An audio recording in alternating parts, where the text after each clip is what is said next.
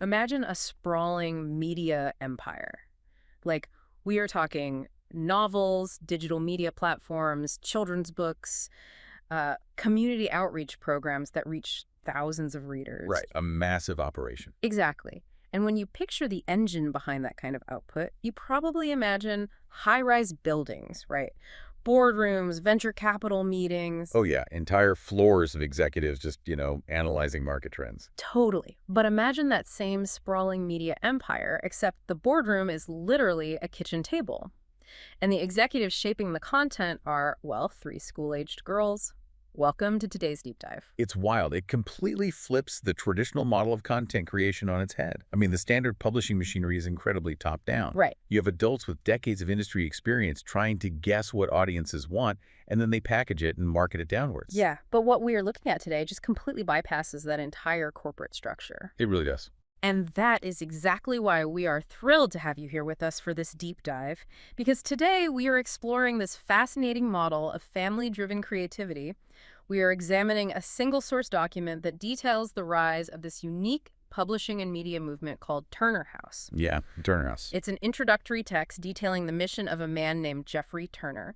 He's this author and visionary who has essentially built an entire ecosystem of storytelling, ministry, and service directly from his own family unit. But before we dive into the mechanics of all this, I think we need to provide a clear framework for how we are approaching the source text today. Oh, definitely. Good point. The material we are looking at is deeply and explicitly rooted in Christian faith. I mean, the language, the goals, the entire mission of Turner House, it's all tied directly to their religious beliefs. Right. And for you listening, whether you share that specific faith or practice a different religion or hold an entirely secular worldview, our goal today is just to impartially explore the philosophy and the operational model of Turner House as it is presented in the text. Exactly. We aren't here to endorse the religious viewpoints or, take sides on the theology. No, not at all. We are here to look under the hood. We really want to examine the mechanics of how this particular family uses their specific worldview to fuel just a massive creative output. Because regardless of your personal beliefs, the architectural blueprint of what they are building here, like a self-contained, multi-generational media ecosystem driven by a singular mission, it is objectively fascinating. It really is. From a sociological and a creative standpoint, it challenges a lot of assumptions about what you actually need in order to build a scalable media brand. Okay, let's unpack this. Let's start with the founder, Jeffrey Turner. Yeah. In the text, we get this picture of a man who didn't just want to write a few books and call it a day. No, he had a much bigger scope in mind. Right. The source explicitly describes him not just as an author, but as a father, a servant, and a visionary. He is building what the text calls an entire world of content, which is interesting because typically an author writes a manuscript, hands it to a publisher, and just sort of hopes it finds a demographic. Yeah, that phrase, an entire world, that's the key differentiator here. It signifies a fundamental shift in strategy. How so? Well, in the traditional pipeline, the author's primary concern is just the product. You produce a thriller or a romance or a memoir, and the relationship with the audience is totally transactional. They buy the book, they read it, and that's it. Exactly. The transaction is over until you publish again. But Jeffrey Turner is trying to bypass that fragmented approach entirely. He is combining books, media, and real-life testimony to actually reach hearts and change lives. I mean, the source mentions his foundational adult novels to give us a sense of his scope. We've got The Road Called Purpose, The Creek is Rising, and She's Got Game, Faith of a Champion. Yeah, and even just looking at those titles, there is a very clear thematic focus on resilience, direction, and belief. Totally. But he doesn't start at the final chapter. He's taking the themes of those books and trying to turn them into an actual lifestyle for his readers. What's fascinating here is that strategic shift from creating products to creating a movement. Oh, I like that. A movement. Right, because when you build a movement, you aren't just giving people something to consume, you are giving them an identity. You are creating a shared language. So the books are just the starting point. Exactly. The novels act as the entry point, the top of the funnel, if you want to use marketing terms. But the ultimate goal is to bring the reader into an interconnected world where those fictional themes are applied to real-world community action.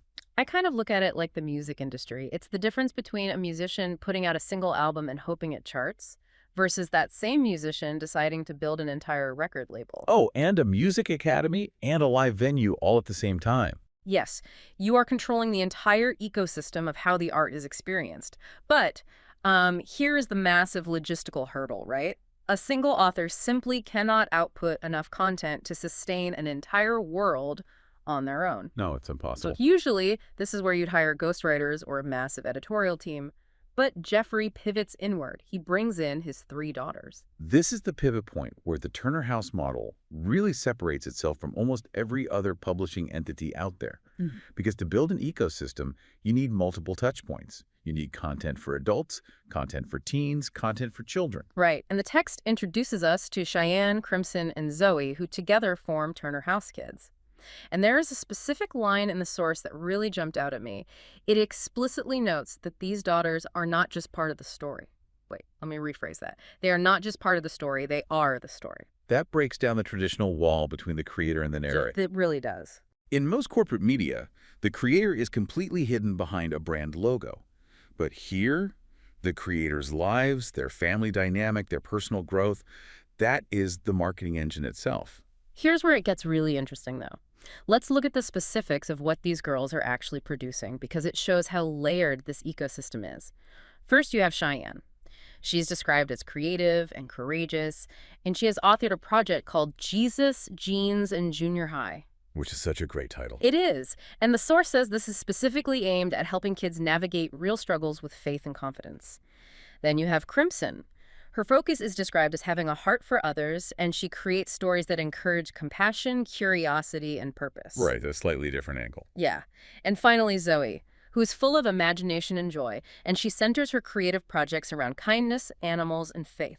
Notice the brilliant segmentation there. Without needing some massive corporate strategy meeting, each daughter is organically occupying a distinct thematic and demographic lane within the broader Turner House umbrella. Yeah, they just naturally cover the bases. Exactly. You have the complex navigating the social minefield content with Cheyenne for the middle schoolers. Yeah.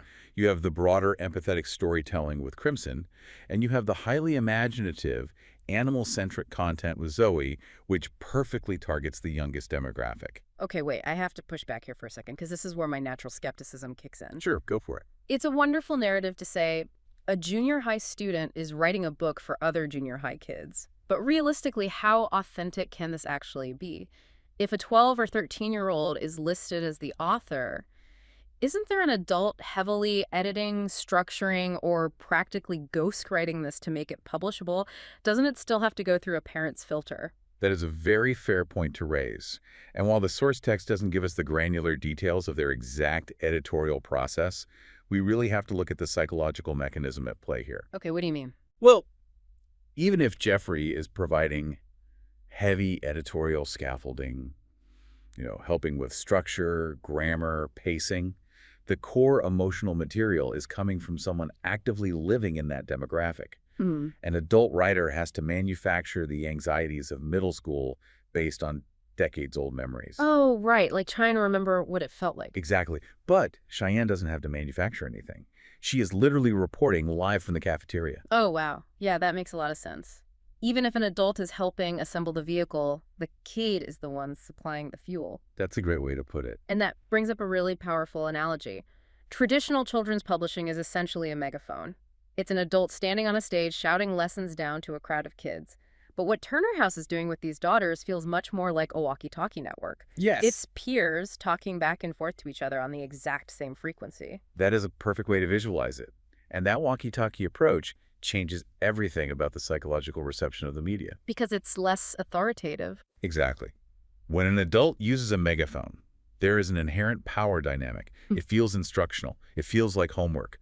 But peer-to-peer creation removes that hierarchy entirely. It taps into the power of absolute authenticity. Which is huge for kids today. It is.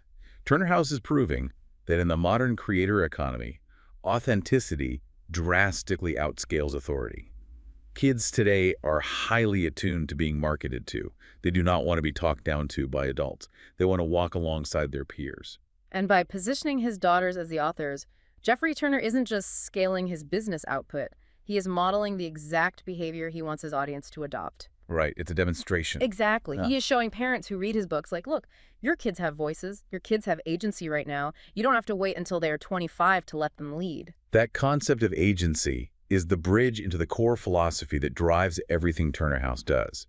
Because empowering youth to write their own stories leads directly into their demand for active participation from their audience. Yeah, let's look at the actual mission points laid out in the text, because moving from WHO is creating to WHY, they are creating reveals a lot. They outline this four-pillar mission. Let's see, it's lead others to Jesus, encourage everyday faith, serve communities in need, and plant seeds of truth. Let's translate some of that terminology into a broader sociological context for a second. When the text talks about everyday faith and planting seeds of truth, in a secular business sense, we're really talking about long-term, values-based brand building. Okay, making sure the message sticks over time. Exactly. They aren't just trying to entertain for a few hours. They're trying to shape a consumer's worldview over time, ensuring that every single piece of media reinforces a core ethical stance. And the text makes this incredibly explicit by setting up a series of dichotomies based on their foundation in the Word of God. They state they believe in being doers instead of just hearers. That's a huge distinction. Right. And they want to be servants instead of just creators, and they aim to be messengers of hope instead of just storytellers. Ultimately, the source shares their prayer, which is to be trusted servants in the army of Christ, boldly sharing his word and using their gifts to glorify God. The contrast between hearers and doers is a classic biblical mandate, sure, but applying it as a strict operational model for a media company is actually radical. Really? How so? If you think about the modern attention economy, the entire system is designed to make us hearers. The algorithms on Netflix, TikTok, YouTube, they're meticulously engineered to eliminate all friction. Oh, yeah, the autoplay feature. Exactly. They want you to sit on the couch, consume passively, and literally never leave the platform. So what does this all mean? The goal of modern media is literally to paralyze you with entertainment. Precisely. The media industry thrives on audience passivity. But Turner House is actively introducing friction. They are rejecting that model by demanding that the consumer eventually puts the book down. By framing themselves as servants rather than just creators, they are rejecting the ego-driven nature of traditional artistry. A creator often makes art for self-expression, to be seen and validated. A servant makes art to equip and mobilize someone else. So what does this all mean in practice then? Like, how does a book actually springboard someone into being a doer? The text says they want to serve communities in need. Let's think about the mechanics of that. Yeah, let's break it down. If Crimson writes a book centered around compassion, the ultimate call to action at the end of that book probably isn't just pre-order my next novel. The ecosystem is built so that the story inspires the reader to say, go pack a lunch for someone in need in their actual neighborhood. Right. The story is just the ignition switch. If we connect this to the bigger picture, what Turner House is doing is completely redefining the metrics of success in the publishing world. Look at how a traditional publisher measures success. It is entirely quantitative. Yeah, units sold, weeks on a bestseller list. Exactly. Profit margins, social media impressions. It's basically just a math equation. Right, but if your stated mission is to be a doer and a servant, those traditional metrics are completely insufficient. I mean, yes, Turner House needs to sell books to keep the lights on and sustain their ecosystem. But their ultimate metric for success, according to the foundational text we are analyzing, is qualitative. It's measured in action. Yes, it is measured in real-world impact. Did this story result in a kid treating their classmate better? Did it mobilize a family to actually go out and volunteer? They are optimizing for action, not just attention. And that is incredibly difficult to track, I'm sure, but it creates a vastly more loyal audience. This raises an important question, though. How might any creator, entirely regardless of their specific worldview, religious background, or industry benefit, from adopting this framework? That's a great point. What happens to the quality of your art or the resilience of your business when you align it with a concrete mandate to serve your community, rather than just entertain them or extract money from them? That is such a compelling way to look at it. If you are a startup founder or, a manager at a tech company or a community leader, tying your output to a tangible service outcome completely changes the stakes of your daily work. It really does. It forces you to ask, what actually happens after someone consumes my product? It demands an incredible amount of intentionality. You are no longer just shouting into the void with a megaphone. You are handing someone a tool and asking them to go build something with it. Which brings this entire deep dive directly back to you, the listener. If you are managing a team at work right now, or if you are a parent trying to guide a household, you know exactly how difficult it is to get multiple distinct personalities aligned on a single vision. Oh, it's incredibly hard. Right, and Jeffrey Turner is attempting to do this with his own teenagers, which, as any parent knows, might literally be the toughest management job on the planet. Absolutely. Whether you operate from the exact Christian paradigm of the Turner family or hold a completely secular worldview, the mechanical brilliance of what they are building holds a powerful lesson. It absolutely challenges the assumption that making a significant cultural impact requires a massive external apparatus. Yeah, we always think we need more resources. Right, we often think we need to raise millions of dollars and hire armies of consultants to change the world. The Turners are proving that a highly motivated unified family unit can generate a cultural footprint that rivals larger institutions simply by being relentlessly aligned in their purpose. They are building an entire city block, but they are doing it from the kitchen table. It is a paradigm shift in how we think about scale and authenticity. As we wrap up our analysis of this source text, I actually want to leave you with a final thought to mull over. We spent this time looking at the current state of Turner House. Jeffrey's vision, the daughter's current output, their philosophy of action. But let's project this forward. Ooh, Let's look 10 or 15 years down the road. okay, I love a good projection. What are we looking for? Consider the long-term sociological implications of this specific peer-to-peer model.